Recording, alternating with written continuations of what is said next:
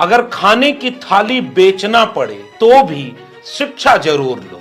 रोटी हाथ पर रखकर खा सकते हो, मगर शिक्षा के बिना जीवन अधूरा है। आज से तकरीबन 150 साल पहले यह बात भारत का एक संत आम लोगों को गांव-गांव जाकर समझा रहा था,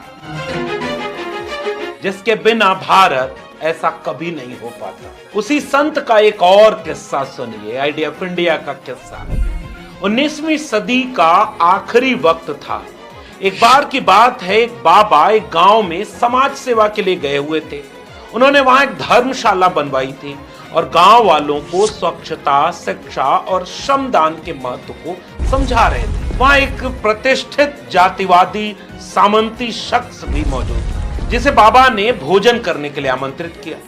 लेकिन जब उस शख्स ने देखा कि खाना एक कथित तौर पर अछूत समझी जाने वाली जाति के व्यक्ति के हाथों से बनाया हुआ है, तो उसने खाना खाने से इनकार कर दिया। बाबा ने यह देखा और तुरंत कुछ ऐसा किया जिसकी किसी ने कल्पना भी नहीं की।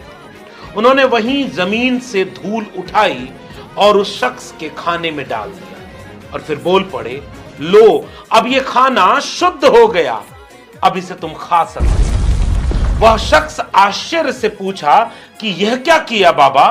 बाबा बोले, जब एक इंसान का बनाया हुआ भोजन अपवित्र है तो फिर यह धूल तो हर जगह रहती है, क्या यह शुद्ध है? अगर जाति के कारण भोजन अशुद्ध हो सकता है तो फिर तुम्हारे खेत की फसलें, नदियों का पानी और ये पूरी धरती भी अपवित्र होनी चाहिए, क्योंकि यह सबके लिए समान है और इसे भी अछूत छू रहे होते हैं।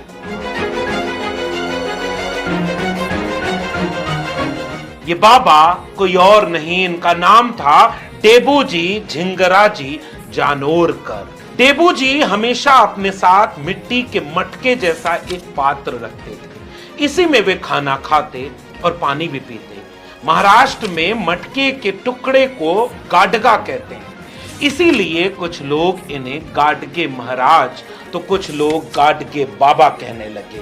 संत कबीर, संत रैदास, संत तुकाराम, ज्ञानदेव, नामदेव और तमाम संतों गुरुओं की वाणी को जिसने पढ़ा नहीं, जिया हो, उन्हें बाद में लोग संत कहने लगे और उनका नाम प्रचलित हो गया, संत गाडगे।